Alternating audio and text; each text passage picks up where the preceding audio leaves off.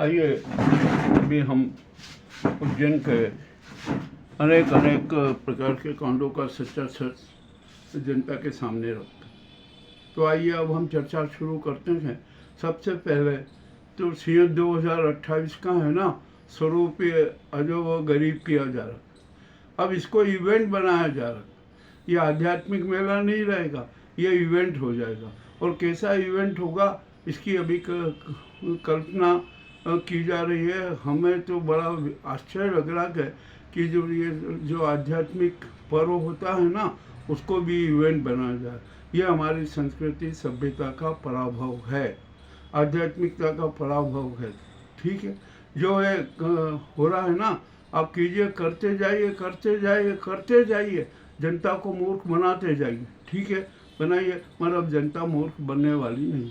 ठीक है, अब उज्जैन में है ना, यहाँ पर कितने हॉस्पिटल्स हैं तो और उनमें किस प्रकार के काले गोरख धंधे होते हैं, ये भी किसी से छिपे नहीं है। जनता को शातिर ढंग से लूटा जाता है। और हम यहाँ पर हमारे जो स्वास्थ्य अधिकारी हैं ना, हम उनसे एक बड़ा अहम सवाल कर रहे हैं। आप हमें ये बताइए कि उज्जैन जिले में कितने अस्पताल हैं, कितने पंजीकृत हैं और कितने गैर पंजीकृत हैं। पंजीकृत अस्पतालों में उपचार सेवाएं तो हो रही है, किंतु जो अपंजीकृत है ना, वे कितने हैं और उनमें स्वास्थ्य सेवाएं कैसे हो रही है, इसका जवाब हमें चाहिए, जनता को चाहिए। स्वास्थ्य अधिकारी जो पटेल है ना, हम ये उनसे ये सवाल है कि आप इस बात का स्पष्टीकरण दीजिए, जनता को सूचना दीजिए कि ये अस्पताल पंजीकृत हैं और ये अस्पताल अपंजीकृत हैं। आपने एक अस्पताल की जांच की थी ना, जो अस्पताल में वहाँ उपचार और सब पाया गया था, आपने जो वो अपंजीकृत था उसके खिलाफ आपने कोई कार्रवाई नहीं की। एक वहाँ की जो लैब थी ना, उस पर प्रकरण बनाया। यह स्वास्थ्य विभाग ने किया है, ऐसा हमारे पास में प्रमाण है।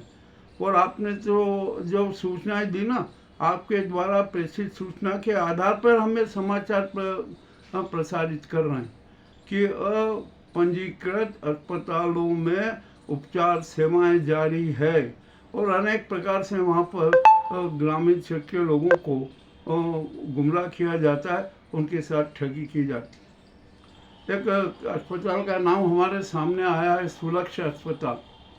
कोई डॉक्टर पाठक हैं, वो उसका संचालन करते हैं और वहीं पर है ना, स्वास्थ्य विभाग ने छापेमारी की थी, परंतु वहाँ पर अस्पताल के खिलाफ आज तक कोई प्रकरण नहीं बना।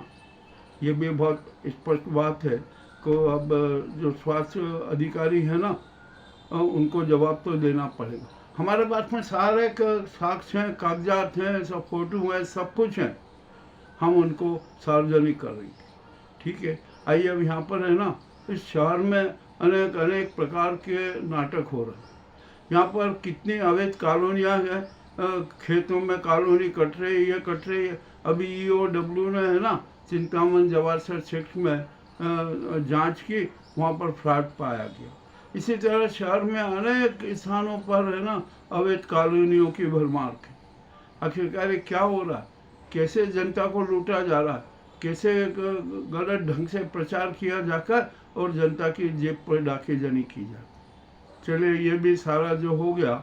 अब हमने है ना, हम जो क्षिप्रा के लिए जो हम हमेशा बात करते आए हैं ना, कि नहीं उद्गम से लेकर समर्पण तक का मास्टर प्लान बनाइए, अब तो साधु संत भी कहने लगे कि अरे क्षिप्रा का यहाँ से शुद्धिकरण से कुछ नहीं होगा, उद्गम स्थल से लेकर समर्पण तक का मास्टर प्लान चाहिए। जो वहाँ पर क्षिप्रा के उद्गम स्थल का जो गोमुख चौक है ना, सबसे पहले उसको खोलिए और वहाँ पर है ना 4-5 नए गोमुख बनाइए। मध्य प्रदेश सरकार के पास में हॉरिजॉन्टल ड्रिलिंग मशीन है, यह काम आसानी से हो सकता है।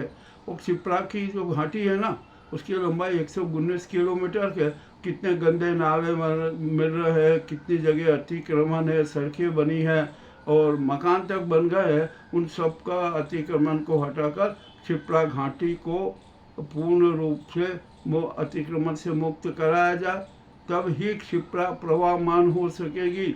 नर्मदा का जल मिलाने से क्षिप्रा प्रवाहमान नहीं होगी। और जो अभी आप वर्तमान में तो है ना, क्षिप्रा प्रदूषित पानी की डबरी है। यहाँ पर जल एकत्रित किया जाता है। और एक बात खुली खट बता दूं, संग्रहित जल में है ना 8-10 दिन के बाद उसमें जंतु पड़ जाते हैं, कीड़े पैदा हो जाते हैं, पानी बदबू मारने लगता है। ये भी सब बात हम स्पष्ट रूप से कहते हैं। और अब साधु संतों ने है ना हमारी बात को प्रतिपादित किया, प्रशासन को अलर्ट कराया, और ये अच्छी बात हुई हमारे लिए है ना। हम तो जनहित की बात करते हैं, कोई उसकी दूसरी बात नहीं करते। तो अब ये क्षिप्रा का मास्टर प्लान बनना चाहिए, उद्गम से लेकर समर्पण तक। अब ये हमारी जो बात है ना हम स्पष्ट रूप से कह रहे हैं। अब आइए, ये जो दो समस्या, अब तीसरी समस्या पेयजल की। अरे पेयजल संकट कितना गहरा रहा है कि हद से ज़्यादा मटमेला पानी सप्लाई हो रहा है, लोग बीमार हो रहे हैं, और कम दबाव से प्रेशर से पानी की सप्लाई पूर्ति होती है। ये सब है ना जनता के स्वास्थ्य के साथ खिलवाड़ है। तो आइए, हमने इसका एक सुझाव दिया ना, जिस तरह साधु संतों ने हमारे क्षिप्रा के प्रस्ताव को आगे बढ़ाया और हमारा समर्थन किया, उसी के आधार पर हम एक जो कह रहे हैं कि गंभीर डैम का दूसरा चरण युद्ध स्तर पर तत्काल रूप से पूरा किया जाए। सारी बाधाएं समाप्त हो गई है।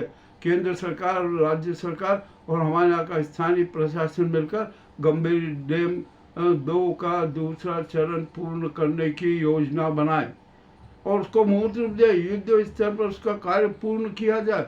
1 वर्ष में यह कार्य आसानी से पूर्ण हो जाएगा, ये भी हम दावे के साथ कह रहे हैं। और यदि ये गंभीर डैम का दूसरा चरण पूरा हो गया ना, तो उज्जैन की जनता को 200 साल तक किसी भी प्रकार की कोई समस्या का सामना नहीं करना पड़ेगा, जल संकट नहीं होगा, सब जगह है ना जल की आपूर्ति होती रहेगी, और कितने ही सीएस उसमें निपट जाएंगे। ये भी हमारी जो बात है हम ये स्पष्ट कह रहे हैं। और यहाँ पर है ना, अब तो उज्जैन है ना ये बहुआमी अराजकता का अजायब घर बन चुका था। इसको अब कोई मिटा नहीं सकता। यहाँ पर है ना हर प्रकार के नाटक होते हैं, हर प्रकार के क्या क्या होता है, कितनी घोषणाएं हो रही है, ये सब घोषणा पूरी हो गया। अब अवंती जो उज्जैन है ना, अवंतिका पूरी है ना, डकैत पूरी, घोषणा पूरी, लूट पूरी, और न जाने कौन कौन सी पूरी बन चुका है, बनता ही जा रहा है। कोई दिक्कत नहीं है, आप बनाइए, जो करना है कीजिए। आप चाहे जितना जनता को मूर्ख बनाइए बनाइए, आप जनता को मूर्ख बनाना ये जनता भी जानती है, सब कुछ समझ में आ चुका है। अब यहाँ पर एक बात करते हैं, आखिरकार उज्जैन के जो सम्मान की रक्षा कौन करेगा, कौन क्या रक्षा करेगा इसकी, एक ये भी हम समस्या।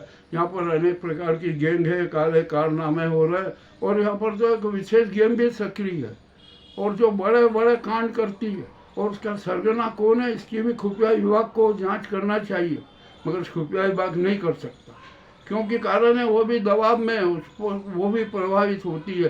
किंतु थीम न्यूज को सारे राज पता के हम सब उजागर करेंगे। अब आप पर आइए, यहाँ पर शहर में है ना भारी लूट मची हुई है, जो देखो जनता को लूट रहा है, टोपीबाजी कर रहा है। यहाँ पर कोई मूल्य निर्धारण नाम की कोई चीज़ नहीं, यहाँ पर केमिकल से पके हुए फल बिक रहे हैं, परंतु उस पर भी कोई कार्रवाई को तैयार नहीं।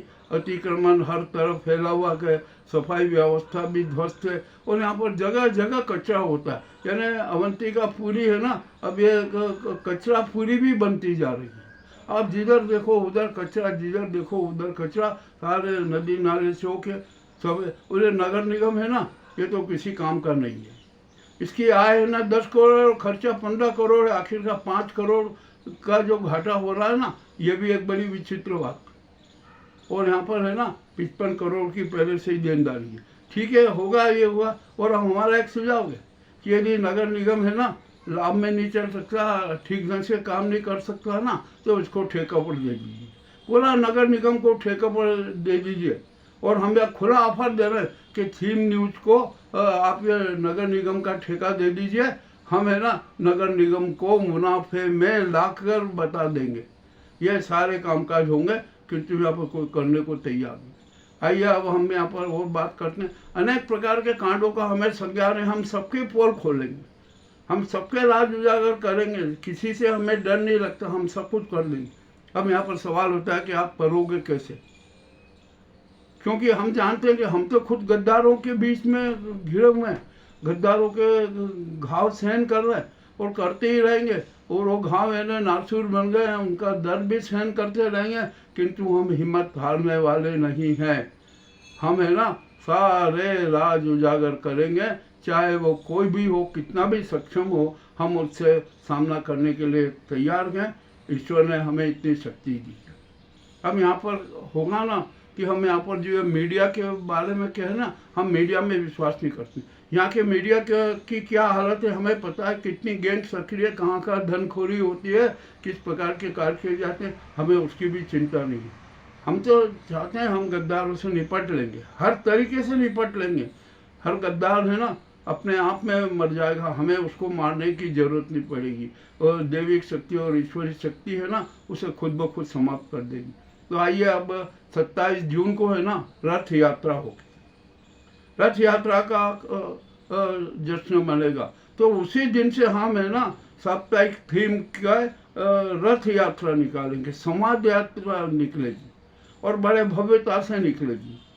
और अब हमने है ना इसके मामले में RNI रजिस्ट्रार ऑफ न्यूज़पेपर को स्पष्ट चुनौती दे दी है, और हम देते ही रहेंगे। और उसका यदि उसने अपना चरित्र नहीं सुधारा ना, व्यवहार नहीं सुधारा, तो हम सुप्रीम कोर्ट में चले जाएंगे और सुप्रीम कोर्ट में जाकर RNI के जो रजिस्ट्रार ऑफ न्यूज़पेपर है ना उसकी धज्जियाँ उड़ा देंगे। ये हमारे जो आज के जो महत्वपूर्ण समाचार थे ना वो हमने प्रस्तुत किए थे। अब आपको कैसे लगे? और भी अभी हम रोजाना नियमित यहाँ पर कांडों का है ना, कांडों का, धोखाधड़ी का, घोटालों का, शातिर खेलों का भंडाफोड़ करते रहेंगे। हमें किसी से डर नहीं है, क्योंकि हम तो है ना सच सबके सामने रखते हैं। यह हमारा समाज धर्म है और हम इसका पालन करते रहेंगे। हम सनातन धर्म की रक्षा करेंगे, हम जनता की रक्षा करेंगे, हम राष्ट्र की रक्षा करेंगे, संविधान की रक्षा करेंगे। आज की हमारी प्रस्तुति कैसी लगी हमें अवश्य बताएं। हमें जनता का साथ है, जनता हमें विश्वास करती है। हम है ना ये कोई एक पट्टेदार पत्रकार नहीं है, हम यहाँ पर है ना जनता द्वारा मान्य पत्रकार हैं। हम वही पत्रकारिता करते हैं। अब यहाँ पर अनेक प्रकार के गद्दार है ना नए नए ढंग से पत्रकारिता को बदनाम कर रहे हेतु नए पत्रिकों का प्रकाशन भी करना चाहते। करे भाई, आपको जैसा करना करे। अरे जिनको आप जो हिंदी शुद्ध नहीं लिख सकते, आप शुद्ध हस्ताक्षर नहीं कर सकते, वो तो संपादक बने में, प्रधान संपादक बने में। ये भी स्थिति बड़ी विचित्र है। जो भी हमने जो ये कड़वी बातें की है ना, बुरा लगे तो किसी को लगे। अब हम गद्दारों के संहार की यात्रा निकाल रहे हैं, ये आप जान लीजिए। जो उज्जैन के दुश्मन है, प्रदेश के दुश्मन है, शहर के दुश्मन है, राष्ट्र के दुश्मन है, सनातन धर्म के दुश्मन है, उनका सबका संहार करेंगे। ये हमारा संकल्प है। बहुत बहुत धन्यवाद।